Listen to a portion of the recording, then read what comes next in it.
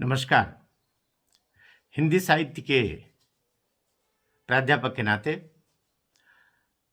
आज मेरा मन हुआ कि मैं कविता तो सुनाता ही हूँ, अभी भी बीच में कविता सुना सकता हूँ और सुनाऊंगा भी, किंतु हिंदी साहित्य के विद्यार्थियों के लिए बीच में मेरा मन हुआ कि जो ऐतिहासिक परिदृश्य है उस पर थोड़ी चर्चा हो जाए और बहुत सारे हिंदी में हमारे मतांतर और मतभिन्नताएं हैं, उन पर चर्चा हो। मैं आज आपके बीच में हिंदी साहित्य का जो लगभग 1000 वर्षों का हमारा काल है, उस पर आज छोटी छोटी चर्चाएं करके और 1000 वर्षों की यात्रा को पूरा करवाना चाहता हूं, जिसको हिंदी साहित्य का इतिहास कहते हैं।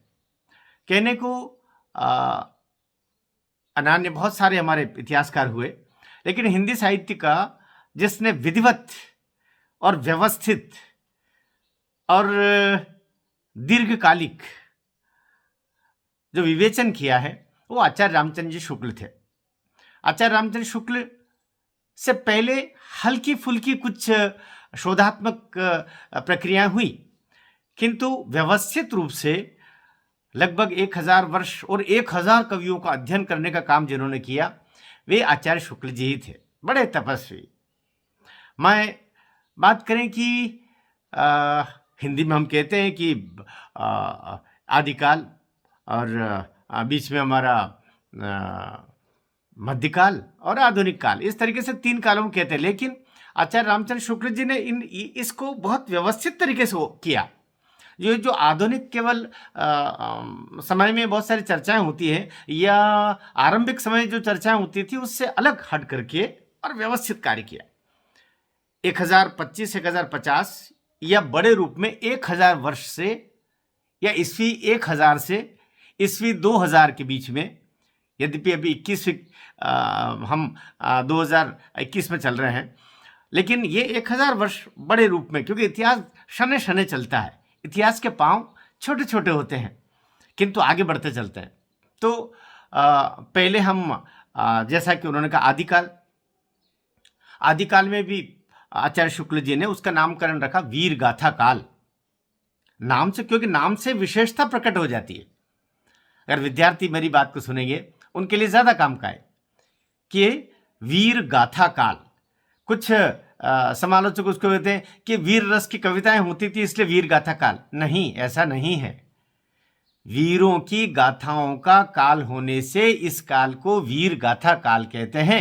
आचार्य शुक्ल के शब्दावली में उनके भावा अनुकूल अगर हम बात कहें तो वीर कौन? सबसे बड़े वीर, जहां से हमारे भारत का इतिहास बदल गया, पृथ्वीराज सिंह चौहान। न पृथ्वीराज सिंह चौहान या पृथ्वीराज चौहान कभी गौरी से उनकी हार होती 17वीं बार, और ना आज जो भारतवर्ष का जो सामने रूप हम देख रहे हैं, इतिहास नहीं वर्तमान देख रहे हैं, ये वर्तमान नहीं होता। कहते 16 बार युद्ध हुआ और 17वीं बार में पृथ्वीराज चौहान गौरी से हार गए और वो उनको लेके गया। ये एक हम इस चर्चा को भी लेंगे संक्षिप्त में। तो हिंदी साहित्य के पहले काल की बात करें तो वीर गाथा काल या आदिकाल। आदिकाल इसलिए कि आदि मतलब आरंभ, आदि मतलब जहां से शुरुआत होती है। कहते हैं ना आदि से अंत तक, आदि है ना आरंभ। आरंभिक काल होने से, शुरुआती काल होने से, शुभारंभ होने से, आरंभ होने से इस काल को आदिकाल भी कहते हैं। ये लगभग 400 वर्ष का, हम अगर 1000 से कह लें तो 14वीं शताब्दी तक कह सकते हैं। वैसे 1375 कहते हैं, कुछ 1350 कहते हैं, लेकिन बड़े रूप में मैं इसको अभी जो बहुत बारीकियां न ले जा करके मैं विद्यार्थियों से और हिंदी के थोड़े आरंभिक जानकारों से केवल उसकी बड़ी पृष्ठभूमि भर बता देना चाह रहा हूं, एक प्राध्यापक के नाते। 400 वर्ष का आरंभिक काल हम कह दें।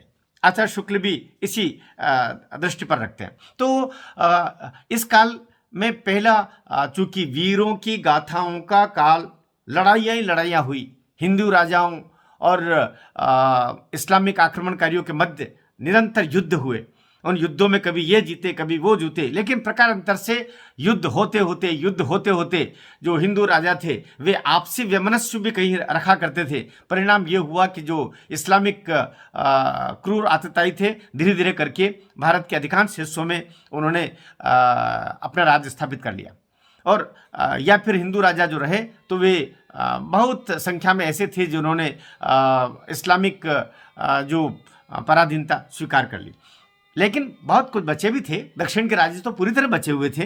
ये कहा जाता है कि पूरा भारतवर्ष इस्लाम के अधीन हो गया, मुगलों के अधीन हो गया, गलत है, ये भ्रामक है, ये असत्य है।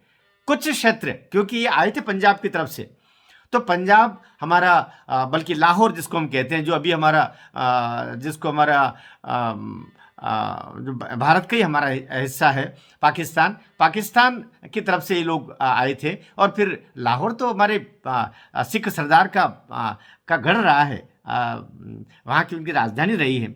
तो बहुत लंबे, हम इतिहास के उधर नहीं जाना चाह रहे। तो पहला काल वीर गाथा काल, इसका दूसरा नाम है चारण काल। चारण काल इसलिए कुछ समालोचक बोलते हैं कि राजाओं की प्रशंसा करने के लिए उनके चरणों में बैठ के और उनकी अधीनता लेते हुए, उनसे कुछ वेतन लेते हुए कुछ कविताएं लिखा करते थे, जिसके कारण से उनका नाम, इस काल का नामकरण चारण काल हो गया।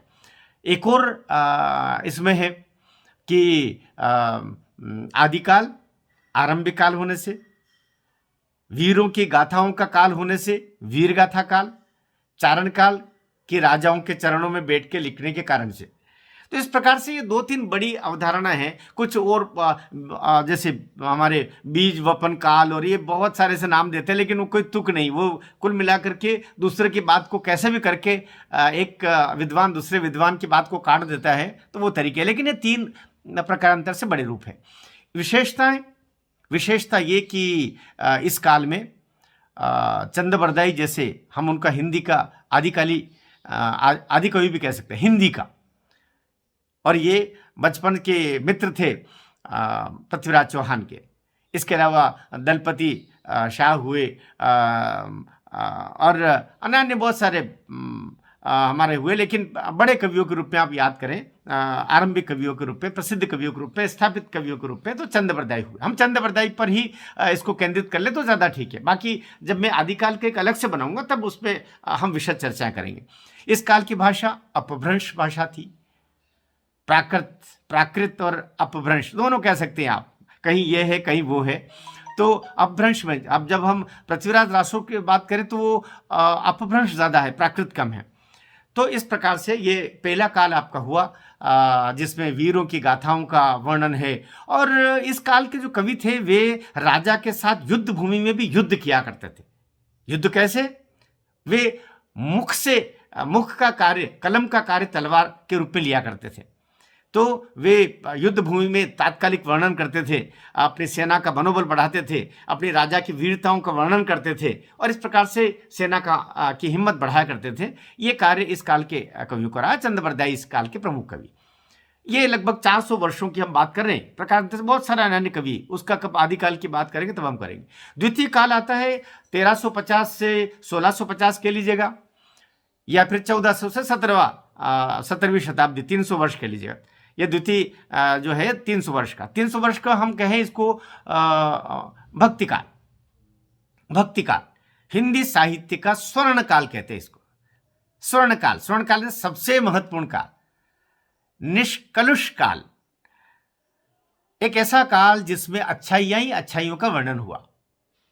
अपवाद ढूंढने वाले तो बहुत लोग मिल जाएंगे, लेकिन इसमें भक्त कवि कहते हैं कि आदिकाल में कवि राजाओं के दरबार में था, राजा हारे, इस्लामिक शासन आ गया, और कवि जो ईश्वर के प्रति आस्थाएं टूटी थी, कहते हैं ना, गोरी ने लगातार आक्रमण किए, मंदिर तोड़े, विध्वंस मचाया, लोगों की आस्थाएं डोलने लगी, लोगों का भगवान पर से भरोसा उठ गया। लोग जब मूर्तियां टूटी तो लोगों ने कहा कि ईश्वर होता तो मूर्ति का ये कैसे तोड़ देता ये आतताई।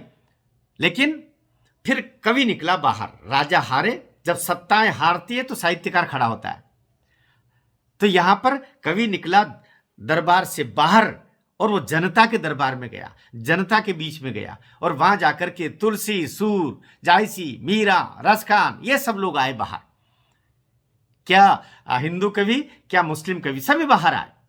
और बाहर आकर के उन्होंने फिर जनता में ईश्वर के प्रति टूटती आस्थाओं को संभालने का काम किया। तुलसी जैसा विराट व्यक्तित्व आया, सूर जैसा महाकवि आया, और इन्होंने फिर से जनता में एक विश्वास पैदा किया कि नहीं, ईश्वर है, भगवान है, जिसको हम कहते हैं कि बिना पांव के चलता है, बिना मुख के बोलता है, कर बिनु कर्म करे विधि नाना, आनंद रहित सकल रस भोगी, बड़ वक्ता वक्ता बड़ जोगी। क्या नहीं कहा गया? तो वो उसका जिह्वा नहीं है पर बहुत बड़ा वक्ता है, सारे उसके मुख नहीं है, जिह्वा नहीं है पर सारे स्वाद लेता है। तो ये एक निर्गुण ईश्वर का प्रतिरूप स्थापित किया। और सगुण नहीं अगुण नहीं, नहीं कुछ भेदा, जिम जल विकल विलग नहीं तैसा। तुलसी ने कहा कि आप निर्गुण मानते हो, हम भी निर्गुण मानते हैं, लेकिन हम सगुण को भी मानते हैं। और निर्गुण और सगुण में केवल उतना से ही अंतर है जैसे बर्फ में और पानी में अंतर होता है। बर्फ दिखाई दे जाता है, पानी पिघल करके और उसका रूप बदल जाता है। तो जिस प्रकार से पानी का रूप बर्फ के रूप से अलग होता है, उसी प्रकार से निर्गुण और सगुण का रूप होता है। जो सगुण है वो बर्फ है, जो निर्गुण है वो पानी है। तो बड़े बड़े व्यापक रूप में तुलसी ने काम किया। इस काल के कवियों को मैं, क्योंकि अभी ज़्यादा विशद नहीं जाना है, संक्षिप्त में रखना है, लेकिन इसमें कुछ निर्गुणोपासक थे जो मूर्ति में भरोसा नहीं कर सकते थे, वे जायसी रहे। हम कबीर कह लीजिए, कबीर और जायसी। दूसरे थे सगुण, जो ईश्वर की सत्ता में, ईश्वर की मूर्ति में विश्वास करते थे, सगुणोपासक, वो तुलसी और सूरदास जी कह लीजिए, बाकी छोड़ देते हैं। इस प्रकार से यह काल हिंदी साहित्य का और नैतिक उत्थान का काल था। इसमें मानव को श्रेष्ठ मानव बनाने के प्रक्रम में सभी साहित्यकार लगे हुए थे। ये 16वीं शताब्दी, हमारी 14वीं शताब्दी से 17वीं शताब्दी के मध्य आया, और ये शांत समय था, क्योंकि ज़्यादातर युद्ध इस काल में नहीं हुए। सभी लगभग शांति सब तरफ हो गई। जो राजा थे वो अपना काम कर रहे थे, कुछ की अधीनताएं हो गई थी, कुछ मुगल शासक आ गए थे, बीच में अकबर जैसा एक शासक भी आया जिसने थोड़ा सा युद्ध तो उसने भी किए, अत्याचार उसने भी किए, पर बड़े शांत तरीके से किए। इस प्रकार से यह काल एक 300 वर्षों का रहा। उसके बाद में आता है रीतिकाल। कहते हैं ना, हर चीज की अति के बाद में उसमें एक विराम लगता है। रीतिकाल एक ऐसा काल हम कह सकते हैं, इस शब्द से पता चलता। और यह काल है 200 वर्ष का। पहला काल आदिकाल या वीरगाथा काल 400 वर्ष का, 1000 से 14वीं शताब्दी तक, और 14वीं से 17वीं शताब्दी तक भक्ति काल। 17वीं से 19वीं शताब्दी तक हम कहते हैं 200 वर्ष का, वो था आपका रीतिकाल। रीतिकाल हम इसे रीतिकाल कहते हैं, उसको श्रृंगार काल भी कहते हैं।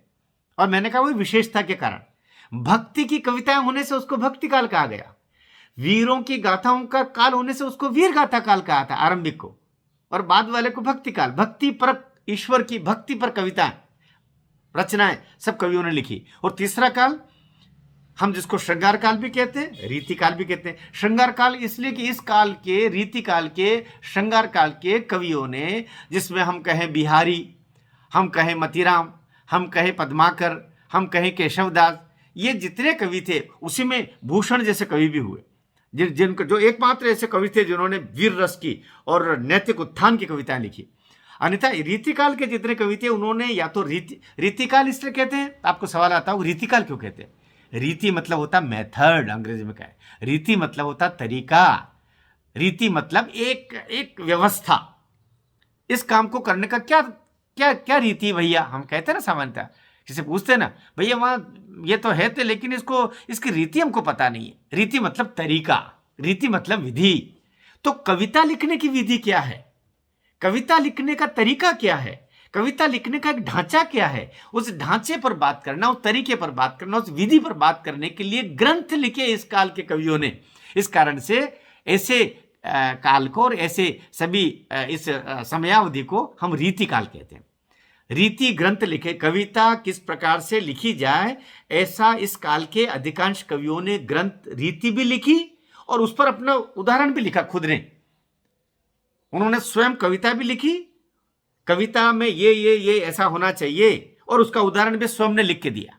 इस कारण से इस काल के को रीति काल कहते हैं। श्रृंगार काल क्यों कहते हैं? श्रृंगार काल इसलिए कहते हैं कि श्रृंगार परक कविताएं हुई।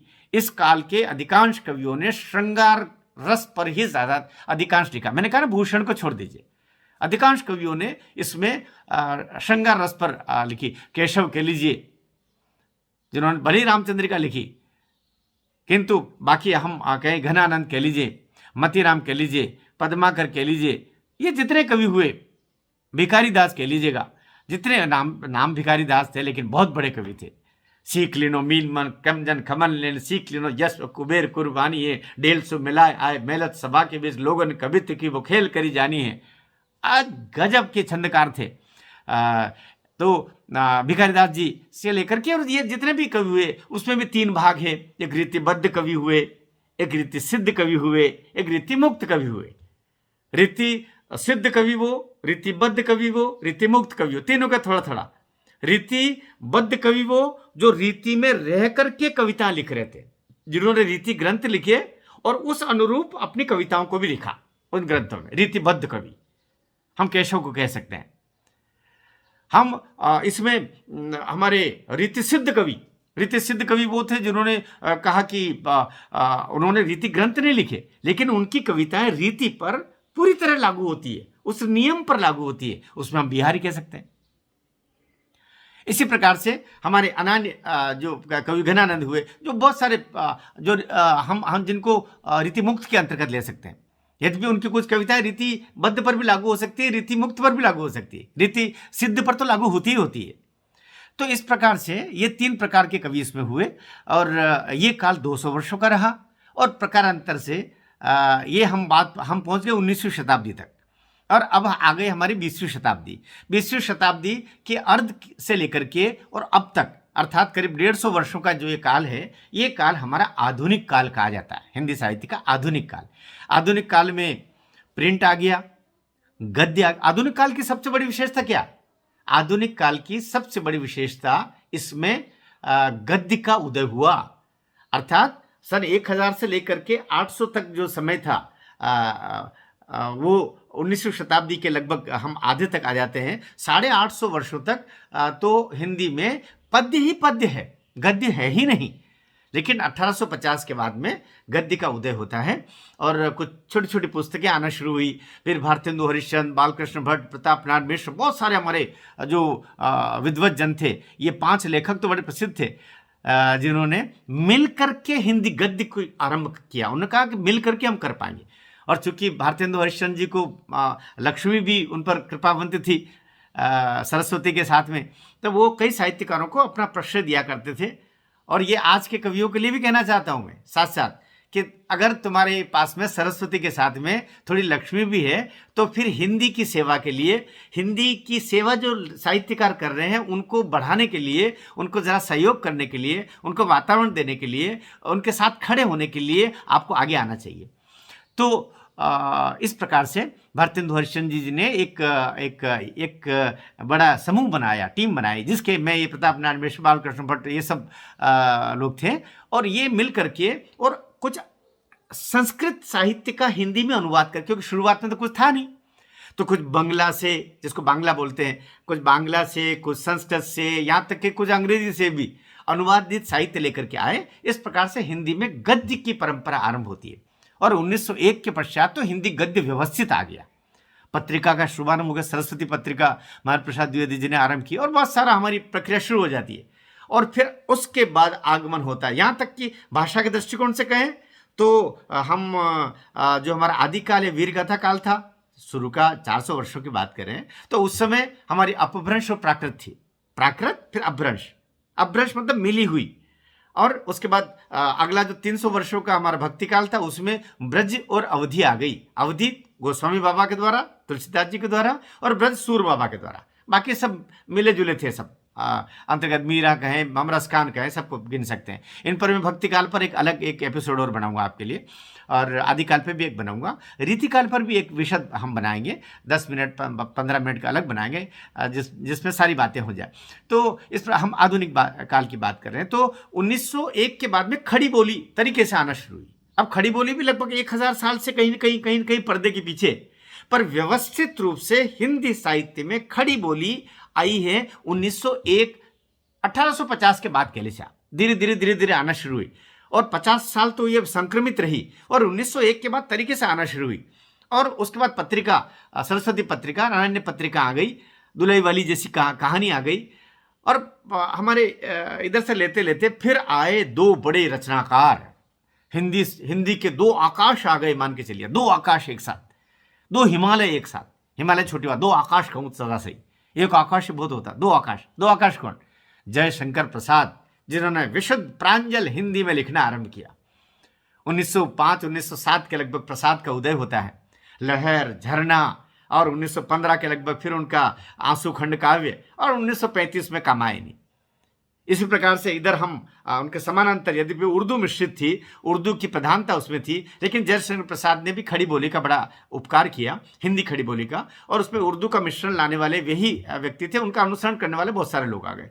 एक और हिंदी का प्रांजल तत्सम शब्दावली से युक्त प्रसाद की विशुद्ध हिंदी, हम जिसको पढ़ करके सुन करके आनंदित हो जाते हैं। दूसरी ओर हमारे जयशंकर प्रसाद थे, जिन्होंने पंच परमेश्वर और अन्य बहुत सारी कहानियों के बाद में आते वो भी 1935 के लगभग उनका भी पूर्णता आती है गोदान पर। गोदान उनका सर्वश्रेष्ठ उपन्यास कह सकते हैं। जिस तरह कामायनी प्रसाद का सर्वश्रेष्ठ काव्यात्मक अवदान, हम महाकाव्यात्मक अवदान जिसको कहते हैं, वो है। इस प्रकार से 1935 तक ये खड़ी बोली अपने बड़े पांवों पर खड़ी हो गई थी। इसी के बीच में छायावाद आ गया आपका, जिसमें पंत प्रसाद, निराला, महादेवी, इन सब का आगमन हो गया। विशुद्ध खड़ी बोली अच्छे तरीके से आ गई थी, और ये प्रसाद, पंत, निराला, महादेव विशुद्ध प्रांजल हिंदी के लोग थे, शुद्ध हिंदी के लोग थे, तत्सम शब्दावली के लोग थे, जिसमें तद्भव देशज भी थोड़ा हो सकता है, लेकिन विशुद्ध तत्सम चिंता और जरूरी सावधानियां बरतते हुए और जनता में रमे हुए शब्दों के साथ में हिंदी को लेकर आने वाले लोग थे। और दूसरी ओर हम प्रसाद को कहते हैं, जिनका बहुत सारा रूप उसमें अनानी भी सम्मिलित था। और उर्दू वे तो स्वयं कहते थे जयशंकर प्रसाद तो, कि मुझे हिंदी नहीं आती, मैं इसलिए उर्दू में पहले लिखता हूँ, क्योंकि वे आज के पाकिस्तान में रहा करते थे। हम कह सकते हैं लाहौर और उसके आसपास का क्षेत्र पूरा उर्दू का प्रभाव उस पर था। तो कहते हैं कि मैं उर्दू में पहले लिखता हूँ और स्वयं ही उसका अनुवाद करता हूँ। अब वो जब स्वयं उर्दू का ही अनुवाद हिंदी में करते होंगे, जो खुद स्वीकार करते थे कि मुझे हिंदी ठीक से नहीं आती, तो वो कैसा करते रहेंगे। अर्थात उसका प्रभाव ये हुआ कि वे उर्दू के बहुत सारे शब्दों को हिंदी में लिया, और लेकिन उनकी रचनाएं अमर थी। तो ये रहा कि देखिए, समालोचना पर बात करना चाहिए। पूर्वाग्रहों से ग्रस्त होकर के हम बात करेंगे कि अरे मुंशी प्रेमचंद के लिए ऐसा कैसे, अरे कहना तो पड़ेगा ना। मैं एक प्राध्यापक के रूप में बात कर रहा हूं आपसे, इसलिए उनके द्वारा जो शब्द उपयोग में लिए गए वही पाठ्यक्रम में आए। चाहे हम कफन पढ़ लें, गोदान पढ़ लें, पंच परमेश्वर पढ़ लें, हम बहुत सारे उनके छोटी छोटी कहानियाँ भी है, और वृहत तो हैं ही, वे अमर रचनाकार रहे हैं, इसमें कोई दो मत नहीं। लेकिन मुंशी प्रेमचंद की उर्दूवा हिंदी के कारण से हिंदी भी उर्दूवा हो गई, क्योंकि पाठ्यक्रम में बच्चे हमारे वही पढ़ा करते थे, पढ़ते रहे, अभी भी पढ़ रहे हैं। अभी भी हम उनकी ईदगाह को 2-3 बार पढ़ते हैं। तो इस प्रकार से ये चला। और प्रकार हम कहें कि पहले हम महावीर, हम इसको शुक्ल युग कहते हैं, 6-7 साल का महावीर प्रसाद द्विवेदी युग कहते हैं, फिर छायावाद युग कहते हैं 1915 से 1935 तक। फिर 1935 के बाद में फिर प्रगतिवाद आ गया, फिर प्रगतिवाद के 6-7 कवि प्रमुख रहे। फिर 1951 के लगभग फिर नई कविता आ गई, अकविता आ गई, ये आ गया। और उसके बाद में तो हम ये भी कह सकते हैं कि इतने वाद हो गए कि आप गिन नहीं सकते हो। और कविता का पूरा अतुकांतवाद आने से कविता का जो श्लाघनीय, जो श्रवणीय, जो स्मरणीय रूप था, वो कहीं गायब होकर के रह गया। इस प्रकार से हिंदी साहित्य का 1000 वर्षों का ये काल है। और इसमें हमने जो स्मरण किया कि 1000 वर्षों में वृहद रूप से बात कर रहे हैं हम लोग कि पहला काल आपका लगभग 400 वर्षों का वो आपका आदिकाल या वीरगाथा काल, दूसरा 14वीं शताब्दी से 17वीं शताब्दी तक के मध्य आपका भक्ति काल, जिसको हिंदी साहित्य का स्वर्ण युग कहते हैं, जिसमें आपके सूर, तुलसी, जायसी, मीरा, रसकान ये सब लोग थे। और तीसरा काल रीतिकाल जिसका श्रृंगार काल भी कहते हैं, जो 17वीं शताब्दी से 19वीं शताब्दी के मध्य चला। और रीतिकाल के प्रमुख कवि आपके मतीराम, पद्माकर, केशव, बिहारी ये सब लोग रहे। और उसके बाद आधुनिक काल आता है 1850, हम ईस्वी की बात करें तो वो आता है। और उसमें आपके भारतेंदु हरिश्चंद्र, प्रताप नारायण मिश्र, बालकृष्ण भट्ट ये सब लोग रहे। 1901 के बाद में महाराज प्रसाद द्विवेदी, आचार्य रामचंद्र शुक्ल, 1905 के पश्चात में जयशंकर प्रसाद और मुंशी प्रेमचंद। उसके बाद में थोड़े से और आगे चलते हैं तो फिर आ जाती है आपकी महादेवी वर्मा, जयशंकर प्रसाद, निराला जी और पंत, ये सब आ जाते हैं। और 1925-30 के पश्चात में फिर आपके और आगे मुक्तिबोध और प्रकाश नागार्जुन और बहुत सारे रचनाकार उसमें आ जाते हैं। इस प्रकार से 1000 वर्षों का काल है। एक बड़े विश्लेषणात्मक बात कहते हुए अपने इस वीडियो को समाप्त करना चाहता हूँ, बच्चों के लिए खास तौर से, बड़ों के लिए भी कोई बात नहीं, क्योंकि विद्या अध्ययन और हिंदी तो ऐसा महासागर है कि उसमें जितना पढ़ा जाए, जितना कहा जाए उतना कम है, जितना पढ़ा जाए उतना कम है, जितना लिखा जाए उतना कम है। तो ये रहा कि अब अगर हम पूरी शताब्दी की बात करते हैं, शती की बात करते हैं, 100 वर्ष की बात करते हैं, तो हमें ईस्वी सन और संवत, हमारा हिंदी साहित्य का जहाँ तक भारतेंदु हरिश्चंद्र की बात करें या इधर हमारे शुक्ल जी की बात करें, आचार्य शुक्ल जी, तो जिन्होंने हिंदी साहित्य का प्रथम विधिवत हिंदी साहित्य का इतिहास लिखा, तो वो संवत में बात करते हैं, ईस्वी सन में नहीं। तो ईस्वी सन और सन के बीच में 57 साल का भेद है, अंतर है, दोनों के बीच में 57 साल का अंतर। अगर मैं ये कहूँ कि आज क्या ईस्वी सन, तो ईस्वी सन है आज विजयादशमी, तो आज संयोग है, लेकिन 15 अक्टूबर 2021, इसमें 57 वर्ष जोड़ लें तो आ जाएगा आपका संवत। जो विक्रम संवत है वो 57 वर्ष आगे चलता, अर्थात विक्रम संवत ईस्वी सन से 57 साल पहले आ गया था। तो जब जहां कहीं भी संवत की बात चले तो 57 ईस्वी सन निकालने के लिए 57 को आप घटा दीजिए, और ईस्वी सन लिखा हुआ है और आपको संवत निकालना तो 57 साल उस पर जोड़ लीजिए। तो ये बात थी। मैं सोचता हूँ कि मेरा ये वीडियो हिंदी के जानकारों के लिए, हिंदी चाहने वालों के लिए, हिंदी के विद्यार्थियों के लिए, चाहे वे कॉलेज एजुकेशन के हों, विश्वविद्यालय के हों या स्कूल 9वीं 10वीं 11वीं के विद्यार्थी हों, हिंदी की जो मूल चीज़ें हैं ऐतिहासिक और उनके प्रमुख कवि, उनके बारे में जानकारी के लिए ये एक बहुत उपयोगी वीडियो होगा। यदि आपने आखिरी तक देखा हो तो मैं आखिरी में एक बात आपसे ज़रूर कहना चाह रहा हूँ कि ये जो चैनल है, इस चैनल को आप जहाँ नीचे लाल रंग दिखाई दे रहा है, सब्सक्राइब अंग्रेजी में लिखा हुआ है, उसको दबा दीजिए तो वो सब्सक्राइब्ड हो जाएगा। अर्थात आप इस चैनल को और इस चीज़ को आपने पसंद की है, ये आ जाएगा। और इस तरीके से मेरे जो भी और ऐसे उपक्रम होंगे, मेरे प्रयास होंगे आप तक पहुंचने के, वे आप तक जल्दी पहुंचा करेंगे, ये रहेगा। तो आपने पूरी बात को सुनी, मैं बहुत बहुत धन्यवाद देता हूं। बहुत जल्दी नए वीडियो के साथ, अलग अलग कालखंडों के साथ में हम कोशिश करेंगे कि ऐसे जो तथ्यपरक वीडियो हैं जो बच्चों के लिए बहुत काम के हो सकते हैं, क्योंकि मैं अब स्वैच्छिक सेवानिवृत्ति ले रहा हूँ। 31 अक्टूबर 2021 को 10, 12, 15 दिन बचे हैं। तो अब बच्चों के बीच में विशेषतः मैं अपनी कविताएं तो लेके आऊँगा ही, लेकिन मेरे ऐसे वीडियो के माध्यम से जो कुछ मैंने 30 वर्ष लगभग महाविद्यालय में पढ़ाया है, हिंदी के सहायक प्राध्यापक, संयुक्त प्राध्यापक, हिंदी के प्राध्यापक और हिंदी के विभागाध्यक्ष के नाते जो कुछ मेरी सेवाएं रही है बच्चों के बीच में उस शिक्षा विभाग में, तो एक प्राध्यापक के नाते, एक शिक्षक के नाते एक गुरु के नाते मैं विद्यार्थियों के बीच में आता रहूँगा। मैं सभी विद्यार्थियों से पुनः आग्रह करूँगा कि इस चैनल को ज़रूर सब्सक्राइब कर दें। इसको अपना अपना अपना चहेता चैनल के रूप में आप एक उंगली दबा करके उसको ऐसा बता दीजिए। तो आपके बीच में मेरा आगमन प्रक्रियागत भी शीघ्र होता रहेगा। और आपको वीडियो कैसा लगा, ये बातें कैसी लगी, नीचे जो एक टिप्पणी का कमेंट्स का एक क्रम होता है यूट्यूब में, तो नीचे आप लिख के बताइए कि आखिर ये वीडियो आपको कैसा लगा, मेरा इतनी बातें करना आपको कैसी लगी, ये ज़रूर बताइएगा। नमस्कार, वंदे मातरम।